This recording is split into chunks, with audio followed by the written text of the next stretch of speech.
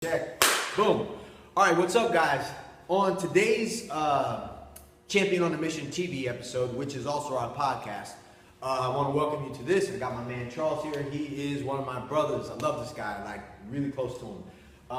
Charles, this is the peeps. Anyways, they're going to watch this. We'll see this. Like you guys know, we always record. We throw this into the iTunes on Champion on a Mission podcast. Go and subscribe to that if you haven't already. And this is on Champion TV, and we've dubbed Champion on a Mission as a Champion on a Mission TV show, so I could not have like a giant penis in my face while I'm talking. I fucking hate that. So today's episode is going to be about not becoming civilized as men. And Charles and I were talking about this, and our life experiences are really close to the effects to whereas the things that made us great in the beginning, like that drive that we had. Some people have different drives, right? Some people have a drive of fear of failure. People are like, oh, it's bad because then, you know, what's driving you is like, yeah, well, who gives a shit? Like, whatever gets me across the finish line, whatever fuel I put in my car that works for me is fine. If you use diesel and I use, you know, unleaded, whatever. I mean, the finish line is the same. The start line is the same. The vehicles may be different and the gas may be different. But at some point, you have to fucking get there, or you're not in the race, or you're not in the game. And that's the difference between winning and losing. So, when we were talking about that, I talked about the times that I had been successful, and then when I got unsuccessful, it was usually associated with uncivilized. Or when I got unsuccessful, it was more associated with me becoming civilized based on that success. And what do I mean by civilized? I got comfortable. I had a nice house, I had a nice car, like I was making money. My drive, I started missing shit. Guys were saying stupid shit to me, and I was like, whatever, I'll just fix it. Or I was losing money, and I would be like, I'll just make it up on the next deal. I forgot what it meant to put my nose to the fucking grindstone and work my ass off, because it was really up to me to win or lose, because I had so much. Losing wasn't the same as losing in the past, right? You have a lot of money, you lose a little bit of money. You just look at the rest of your money. Well, that's okay. We'll make it up. We'll go out to dinner. I'm going to drive my Maserati. I'm going to do this other shit. Right? And story later about the Maserati. Where I drove to a puddle. That bitch sucked up some water froze my engine. So that's gone, right? Right? So now I got American muscle. Yeah, I'm freaking Charger. I'll challenge him. So without further ado, I wanted to introduce Charles and really get his story about why he's a champion on a mission and where maybe in his life he's become uncivilized and then had to take that back and go, look, or maybe in his life he got comfortable, got civilized, and had to go back and take a look and say, cool, this thing got me where I wanted to go. This is kind of the thing that I believe will get me to where I want to go in the future. And also have some, you know, statements or conversation about what you can do the same thing if you're going through that as well. All right? Hey, Charles, what's up? So, this is, again, unscripted. I don't have, like, some script. Right, like, so there's no teleprompter on the other side of this shit. It's just us yapping. Just authentic, genuine right here. God forbid. You have to follow the rules. So why don't you give a little backdrop on you, man? Like, you are a man on a mission as well. Right. Like, whatever that mission is, doesn't matter. We don't define missions. We just define the missions based on the man who we are. So what is that for you? And tell a little bit about you don't have to tell your story, but tell the thing that you believe in your mind that, hey, look, you know what? When I was uncivilized in this conversation, I did this. And then when I kind of got comfortable, this happened. And then I had this wake-up call, whatever that wake-up call is, right. You can define whatever you want. And then what was the catalyst to saying, okay, no more. I got to make this change and shoot you forward. And it can be on anything. But I just want you to share with the guys this, because this is so important. Here, let's step up some. Right, okay. Again, we're not mic'd up. I killed cameraman. He's not dead. He followed up with me yesterday. You know, so, but anyways, go for it, man. I want to hear this story too. Well, first of all, let me acknowledge the fact that I'm grateful to be here. Man, I appreciate my you, man. man. With you, you know, I love you. We've known each other now. I'm on for 10 years. Yeah, 10 years to this year. Yes. It has been a minute. Yeah, 2008. So we've seen each other go through our growth and our challenges and everything in between. Yes. So I'm very glad and honored to be here with you and everybody else who's watching this. So, see, the drive that drove me when at first was the fact that I knew that I was going to be broke. Like so I went to prison. Like for those of you who don't know, Vic knows. So I went to federal prison. Was sentenced to 8.5 years for being a drug dealer. And being in prison and being broke is kind of okay because everybody else is broke in there. Right. You're not different. Yeah, you're not different. You're just broke like everybody else. So it was when the fact that knowing that I was going to come back out from prior being this flashy, you know, throwing money in the club and you know, not having to wait in lines to all ego. Sure, I get it. But it was from knowing that I was going to have to come back out now, catching a bus. And prior I had like 6, 7 cars. The Armani suits and I'm gonna have to catch the bus. Yeah, that shit matters. Yeah. Like, oh wait, I gotta go live with my parents back in Waianae in the same low income house that I grew up in as a kid. Now I gotta go work a minimum wage, $7.25 an hour job. For sure. Like that's what drives you to get the success first. You like shit, dude. I want to get out turns of my this. fucking stomach. Knowing that I'm gonna step out of this prison, fucking broke, feeling embarrassed. And on top of that, knowing that when I went to prison, my parents, who was already low income, had to remortgage their house to give 20 grand to my shitty ass lawyer. Get a public defender. They always will. Better. If you ever get in prison, that's my tip. Don't go nuts. Yeah. Private lawyers ain't worth it that. 20 grand. I ain't do shit. Right. But then take care of my kids while I'm gone, you know. I was gone for a long time, so taking care of them. Now they're like 40 grand in a hole. And I didn't want to be the son or the kid that put my parents in that position. Right. On top of that, bro, what I'm noticing now, there was a lot. It wasn't just that one thing that really turned me, that drove me. Right. It was a combination of feeling of embarrassment, the combination of not being the child that kind of took my parents down, hurt them financially. Yeah. On top of that, my father was elderly at the time. You know, my dad died, and so when he passed, he was 96. So at the time, he was coming out of prison. He was maybe 80 or close to 90. Oh wow! Yeah. So and they're surviving on a single income. So once my dad passes, my mom's screwed. Right. So the clock is ticking now. Yeah. Clock's ticking. I'm like, oh shit, I gotta go. Yeah. So that was my drive coming out. Right. 2007, about 11 years ago. My stomach turning, just hungry. That drove me to stay up all night, sleep 4 hours a night only. Like work, grind, read, study.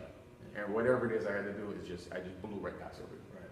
And you know, you said something important I want to share with you guys. The buzzword in the world right now for success in business and power is hunger. And there's a distinction, not a difference, there's a subtle distinction between what you just said. You're like, I was hungry. But there was so much for you to feed on.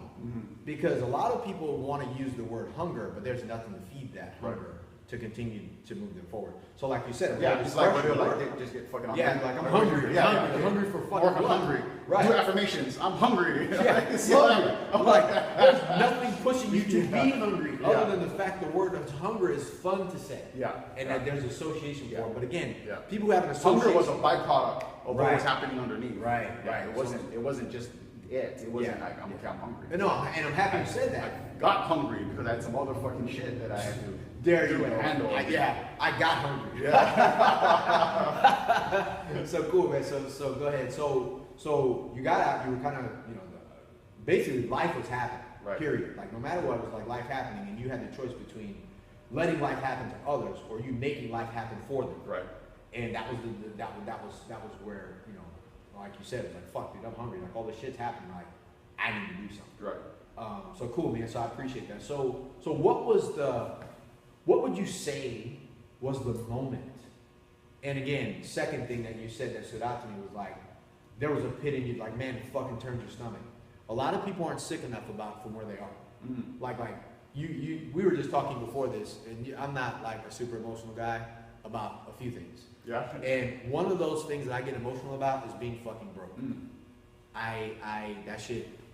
We were talking, and I just talked about just literally choosing between putting gas in my car and having to do something towards business at the time because I was broke, and I fucking teared up. And it's just me and my homeboy talking. Right. So like, if you don't think that there's certain emotional triggers that you have that drive you Or worse, if you don't have one, like you said, this fucking turns my stomach on the bus, man. You know what I mean? Like, fuck that. Like, dude, I'm gonna do it. Like, you know what I'm saying?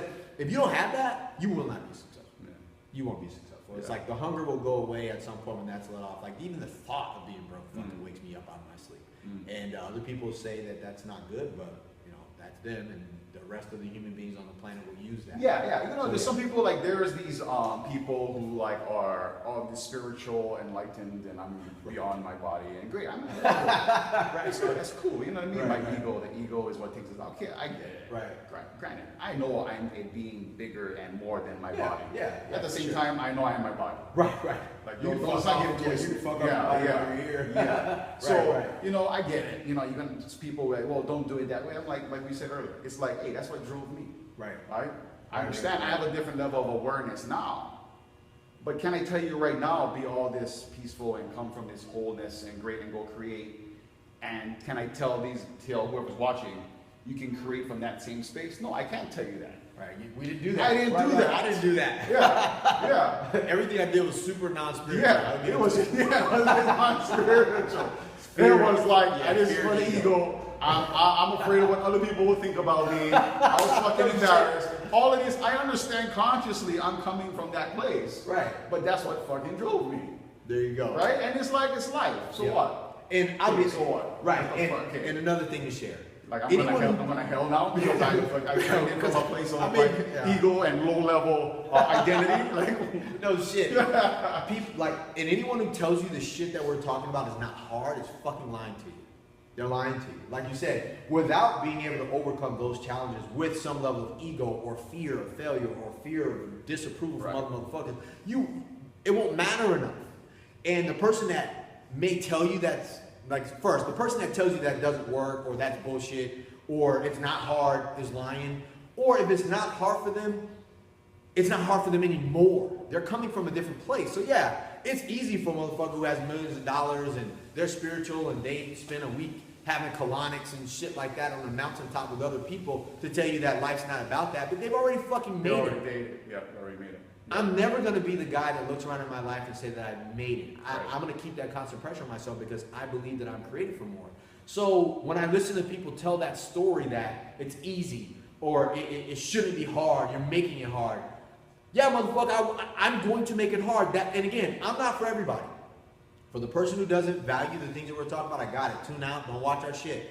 But for the person who doesn't, you need to hear this, and you're straddling the fence between truth and fucking reality. The truth is, you will need this to get out of some of the circumstances that you're in, you know, period. And for other people to put that secondary thought in your head and make you question that maybe you're crazy, or I got PTSD, or I'm depressed, or I'm anxious, or I got all this shit going on, maybe something's wrong with me that I shouldn't feel this way, because all these people are saying this. Yeah, I can kind of tell you that that person is fucking lying. It's going to be hard. Yes, while it's simple, that's what makes it complicated. And anybody tells you otherwise is either beat that demon already, they're better than me at that shit, or they're lying. It's the truth, right? So, like we said, you know, and I apologize about cutting them off. I'm just excited. Right? So, what was the moment, aside from the feelings that come up, the pit in your stomach that comes up, what was the tipping point for you that says, you know what? No more. What was the moment of commitment? You know, as it was, you know, we call it the defining moment, right? You know, the mini hero. So what was yours? What do you think yours was? That pushed me to action. Yeah. There'll be many, but what was the one that was like, okay, cool, I can't go back. Like there's no turn. What was that moment? You know, for me, and I don't know if because I was in prison, it obviously occurred for me in prison. Right.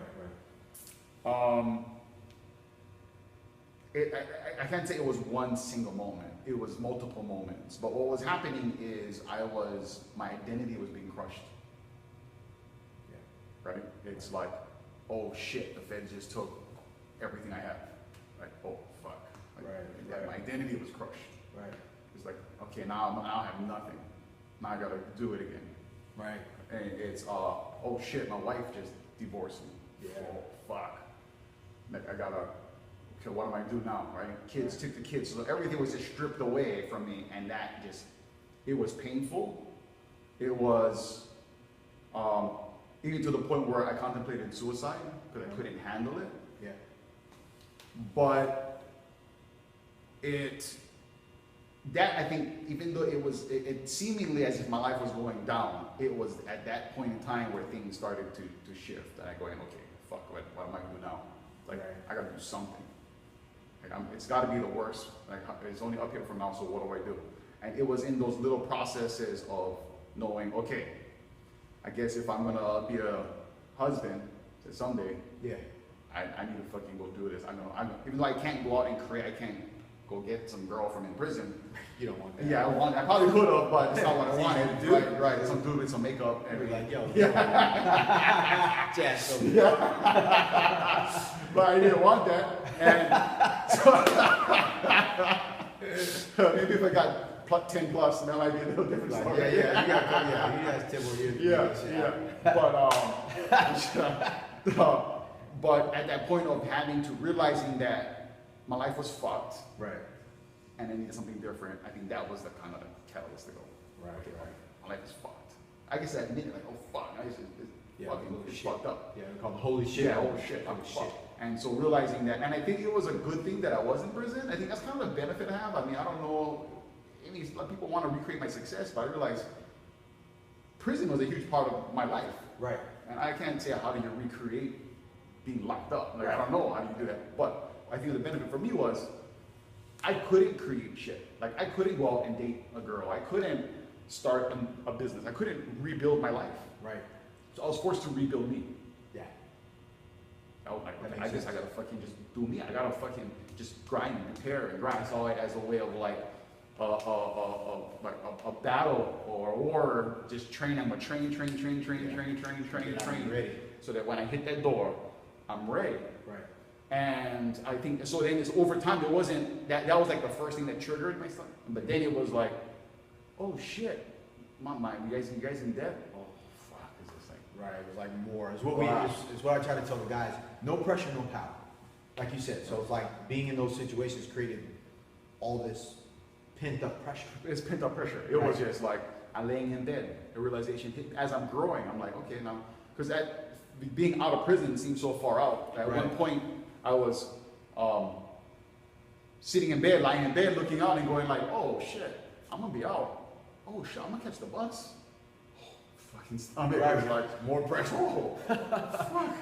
Right? Yeah. Like, oh shit, I gotta get my license all over again. Like my ID, I gotta get a job. How am I get a job? Who's gonna hire me? Shit people don't think about. Yeah. So all that just started. So over time, it just built like pent up pressure. Right. And then when I hit the door, I felt like I was this fucking bulldog, pit bull, caged up with a stake in front of him, and he's like, for like 7 years, and all of a sudden, I came out. I was like, like, I don't give a fuck what was in my way. I didn't care what was out. Yeah, okay, I'm broke. Okay, I don't have money. Okay, I'm failing. Like, none of that shit would stop me, right? Right. I was like, and I never saw any. I just blew through all the fucking challenges. Right. Later on, people were like, how the hell did you raise money for that restaurant? Like, I don't know. I just asked my auntie. She gave me a line of credit on her house. Right. She's like, what? How did you do? Like, I don't know. I never stopped to think about it. Right. I was just fucking doing it.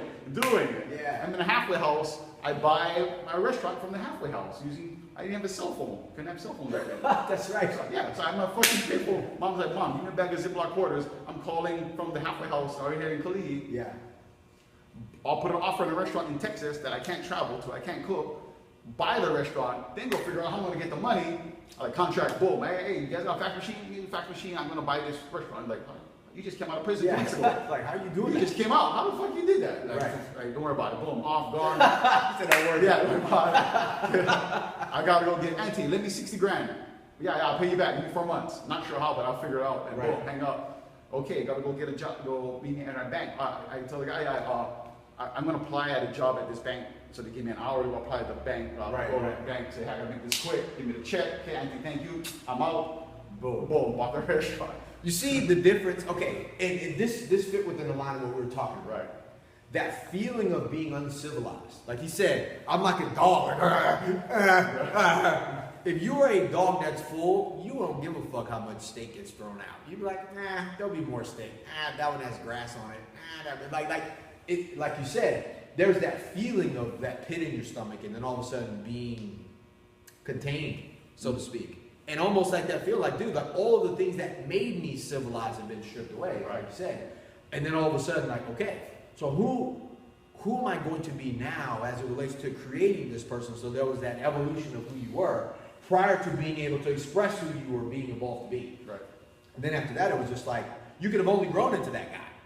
Like, you know what I'm saying? If you would have like, okay, well, fuck, man, life's over and I'm just going to sit and chill, which is why you catch so many dudes, like, and I know a bunch of dudes too, that get out of prison and have to go back because what they did was they conformed to what was there. They didn't create who they were outside of that conformity, you know?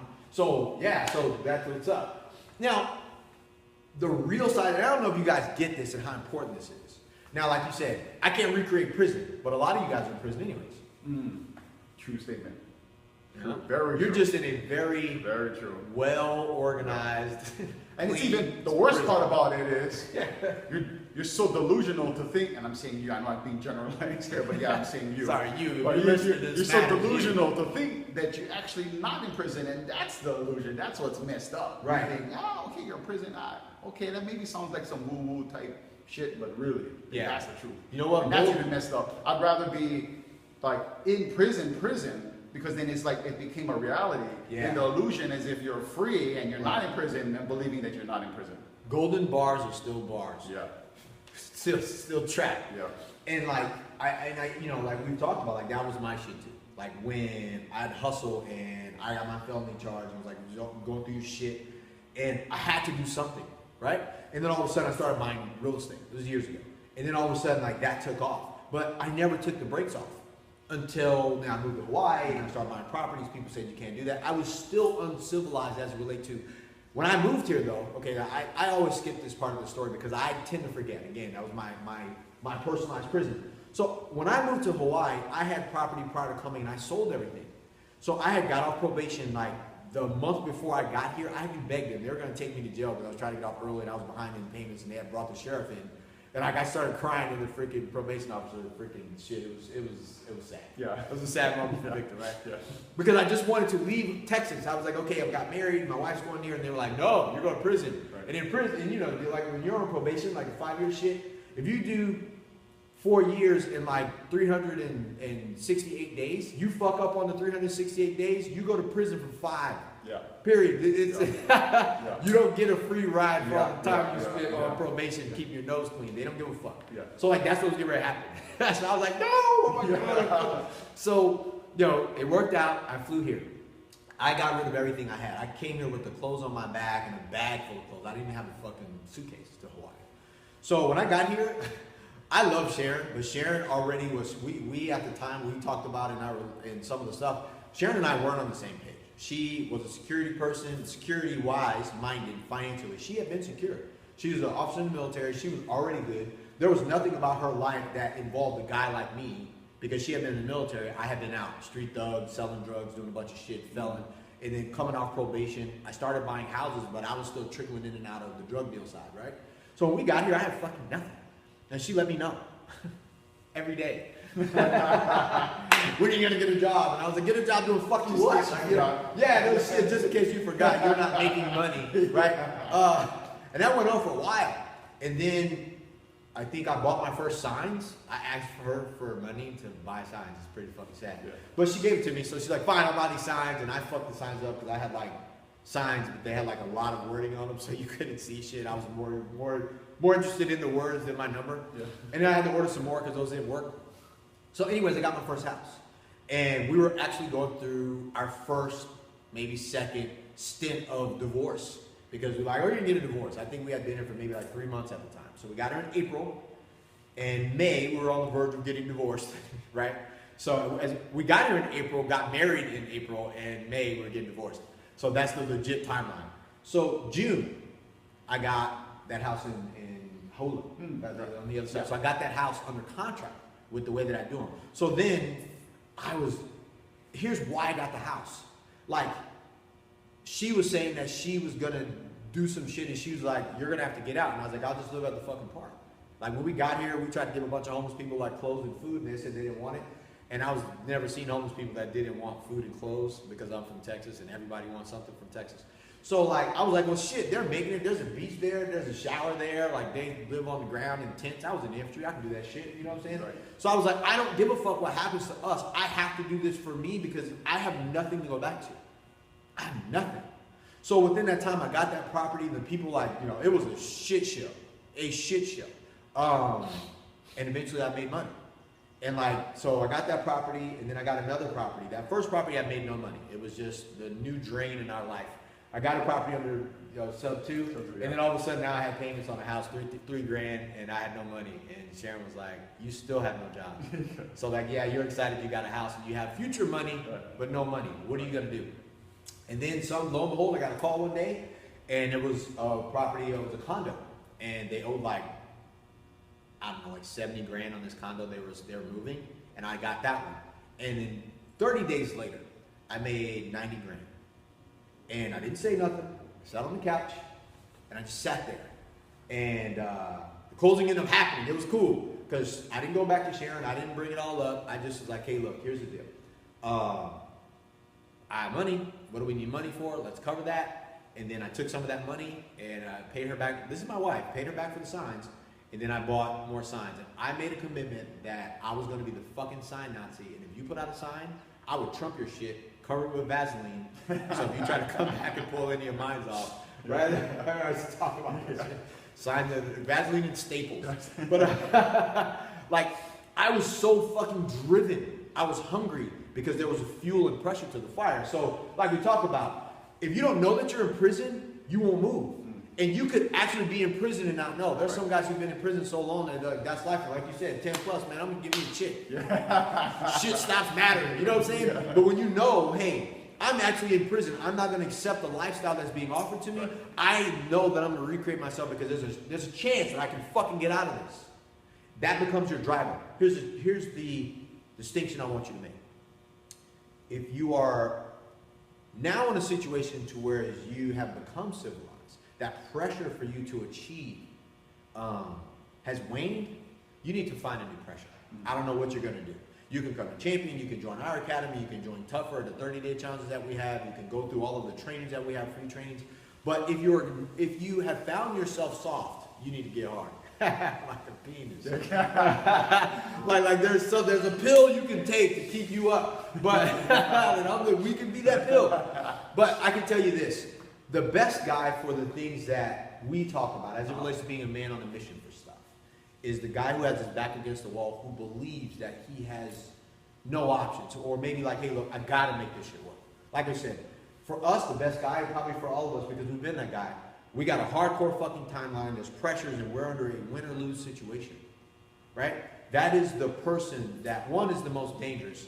Two, that's the most dangerous guy. If he's become civilized and it takes that much longer to get up off the couch, your odds go from, instead of 90% success rate for the dude who's not lost it, to a 50% success rate. You may, you know? And we've both been there too. So I think that's the biggest challenge, and the lesson I want you guys to get today, because like I said, we're pushing up on 30, from Charles, is like, now we're gonna go to the other part. So that you went through all that. What is the new mission that you're on as this man that you have created yourself to be? Because ultimately, we talk about being a champion. Being a champion is a man who conquers, or a man who can create his own life. Now that you've created your own life, what is the next level of creation that you are on right now, the mission that you're taking on? We talk about winning it all in body, in being, in bond with our wife and our kids, as well as in our business. Because who gives a fuck if you have this great relationship outside if you're broke?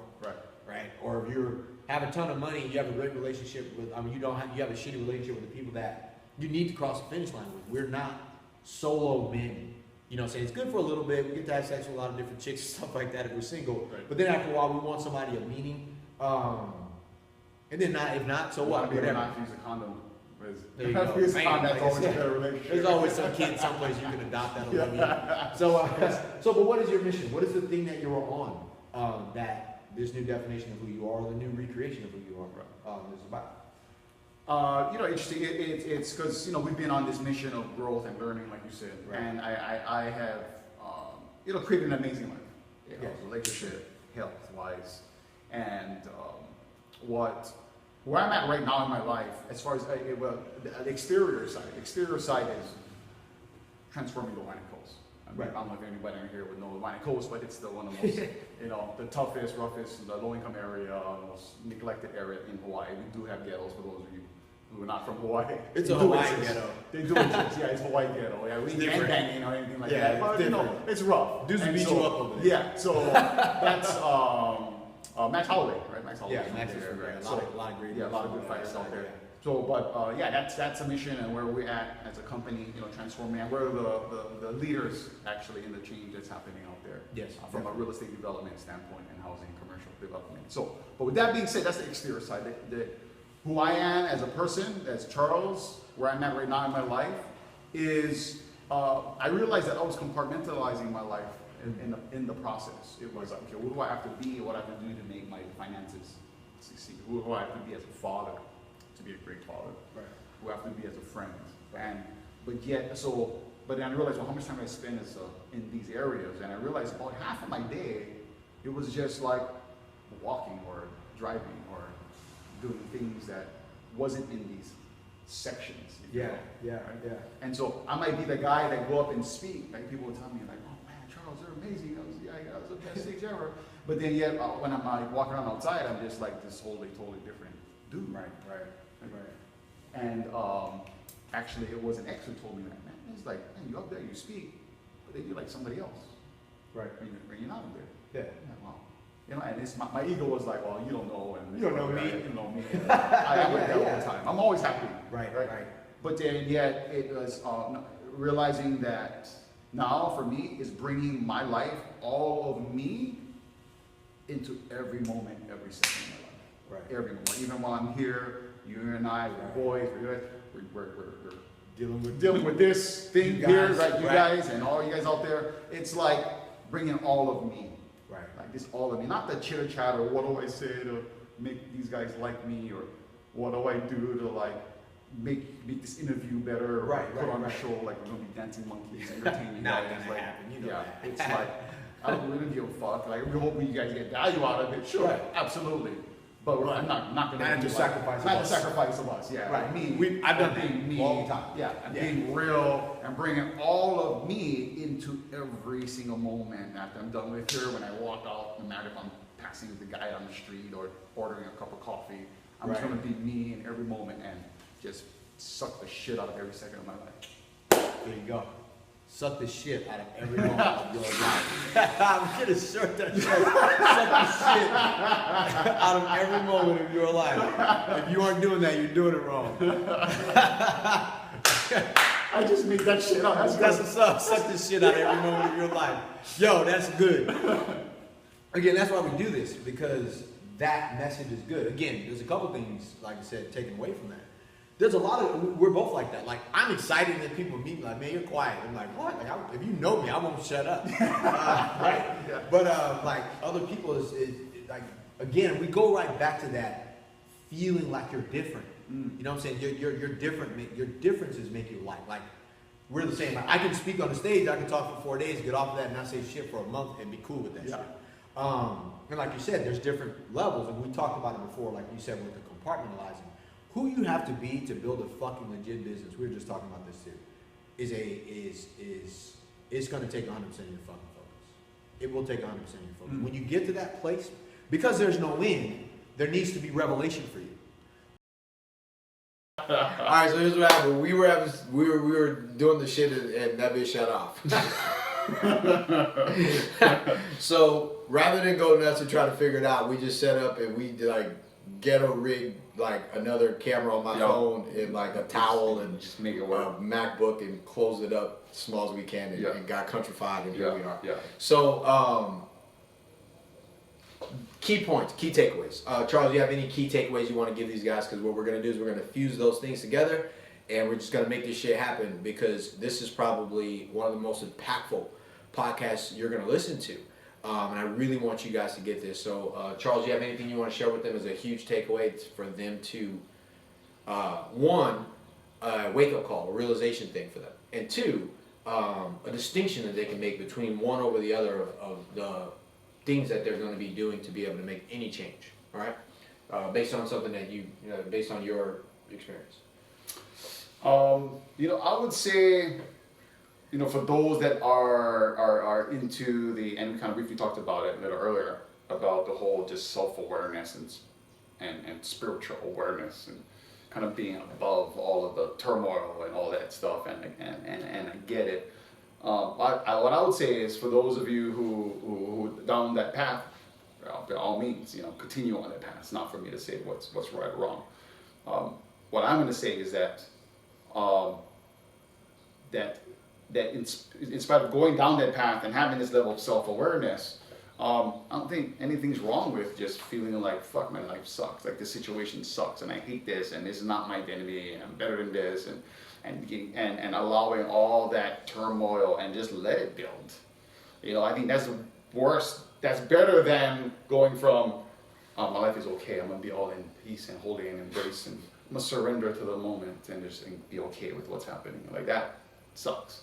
Yeah, that should happen every day. Yeah, that's it. That sucks. So I think, you know, it's just embrace all of that, the suck, right? Yeah, embrace the the suck. suck. Oh shit, this shit sucks. Yeah. Oh, not like, oh, the kid sucks, okay, I'm okay with it. It's like, oh, let it turn your stomach and see it just how miserable. Like, be honest, right? See, you overweight, shit, you fat, right? Just acknowledge that you fat and allow it to turn your stomach and come to hit the gym and come see Vic and get your shit on. Get inside champion. Yeah, whatever it is whatever it is. Because no one can do that shit for you. Yeah. And if someone has to always be the person to wake you up to the bullshit going on in your life, it's gonna be people that need to care about you, and that's the downside. Yeah. Because sometimes the person wake you up may be like your business partner or your wife, or you looking at your bank account or some shit. Shit you care about will be the awakening that you have about shit that really matters if you don't wake yourself up, like Charles said, and kind of realize it. So if you get trapped in the, hey, I want to be spiritual, this awakening to what is, don't just become so numb to what is while you're awake. Yeah. That's the difference. Yeah. You know, you hear all these guys, and I get it, right? The things you're grateful for, and write out your goals, and write out your vision. I would say, and I just thought about this right now. Yeah. Write out all the shit in your life that sucks. How's that? Write the top 10 things in your life that just fucking sucks right now. Yep. How's that one? No shit. I just thought about that right now. I'm like, fucking all we talked about the first half of this was everything that sucked. So it's like, damn, there's some value in knowing what sucks. What sucks. Yeah. I might go leave here and go get some fucking work done. Yeah. Well, this shit sucks, and my legs are too skinny right now for me. And I think I got missing hair over here. I got bald shit. I got all the shit. I got all the shit that fucking sucks right now in my life. I'm gonna fix all this shit. Let it sit for a little bit. Right. They go like, oh man, I gotta fix this. I gotta go do something about right. this. Yeah, I'm gonna do that. Yeah. I like that. So, and that fits in the lines of what we were talking about before. Like, begin to take a look at who you want to become, and have a total disdain for where you are right now. Sometimes, like there's a constructive dissatisfaction that you need to have about shit that don't work. And there's, like we said, there's an agreement. Like, okay, cool. Like that shit I can't fix, or I can't fix my wife, I can't fix my girlfriend, I can't fix this person. Yeah. But what can I personally do that is no longer acceptable for fucking me? Fuck everybody else. And here's what you'll find: as you choose to get better, you actually open up the space for other people to get better too. Because they're gonna ask you, why are you doing this? And if you are what I just told the guys in Tougher, if you keep shit simple, then you won't have a long drawn out fucking explanation for you deciding to make you better, right? And when you do that, you give other people, the space and the opportunity to do the same shit. Yeah. Right. What color is the color green? It's green. Motherfucker, don't make it complicated. And like you said, I'm fat. Why are you in the gym? I'm fat. I need to lose weight. Right. Got it. And then all of a sudden somebody else, you're not that fat. I'm just big bone. Yeah, I'm fat. I need to lose weight. Bone is bone. Yeah. When you do that, other motherfuckers will be like, shit, man, I'm fat too. I need to work out. Yeah. All of a sudden, you know what's cool about it too? What's that? Is that when you can acknowledge that, you actually come more. You are, for those spiritual guys, you're more self-aware, right? Because you can embrace that, right? You don't get all your ass hurt when someone says, "Hey, you're kind of chubby." You're like instead of getting ass hurt, you're like, "Yeah, I am." Yeah, but I love me. Yeah, you're like that's embracing that, right? Not trying to diminish it or devalue it or even get all butthurt. It's like, no, I know I'm fat. Right. It takes you acknowledging the fact that you're fat, embracing the fact you're fat, that you're going to go do something about it. No shit. Or guys who want to come in champion. We have a cheaper program that we kind of did. I mean, human nature, right? Everybody wants shit for cheap. So we got a high one, we got a low one. So I talked to some guys who want help with stuff, And I'm like, dude, it's $500 for the month. That's kind of a tippy toe thing. You jump in the water, like, and I'm just sharing the price. Fuck it, whatever, right? Because normally $1,000 is $500 if you're gonna come. They're like, oh, I don't have that, and I'm like, shame on you.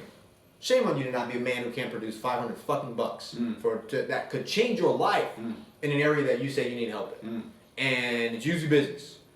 And the thought process behind that, again, is what I said earlier, which hurts me so bad, is because before there would be circumstances like with other groups and trainers and seminar stuff that they would make that, oh, it's okay, money's not important. Money is not everything until you don't have any, and then it becomes everything. And if you don't keep that in the forefront of your mind, you will never have any, because you aren't making that shit important, right? You make taking a shit important when you got a shit, or taking a piss important when you got a piss. It needs to be that important with the other things too, right? And if you don't have any money, you won't eat enough, so your shit won't be very big anyways. That's funny. But you need to do that. And if you don't have any shit, then you can't suck the shit out of your life. The good shit, right on out. So, again, man, I appreciate you, man. Thank you so much, bro. I really love you, bro. Thank you so much. I hope you guys got a lot out of this thing. Again, keep the pressure on. If you become civilized, it's really hard to do the things that are going to be required of you. So take a look at the real pressures. Don't sugarcoat it. Don't polish the turd. It's a fucking turd. Make moves to do those things. Become a man on a mission to win it all in his life. All right? Now, if you believe that this is going to help you, I want you to share this, like this, subscribe, do all those things. If you want to fill out an application, have an interview with us to join this organization, we have our virtual program, we got our live experiences, we got our courses, trainings, we got our live classes we run online. We will help you. Now, will it be uncomfortable? Yes. That is the nature of the being. To create pressure on these guys so they can own their power and do the shit that they want to do, whatever that is for you. All right? Go to championarmy.com, and or you can go to applyforchampion.com, and or continue to check us out on iTunes. You can go to Champion on a Mission TV show, which is on YouTube, and I'm looking forward to connecting with you, talking with you. If you have any comments or something stupid to say, put it in the comments, and I'll respond to you unkind. Say something. Say something. Just say something. All right, man. Let's not say anything. Let's do this, All man. right. Appreciate y'all.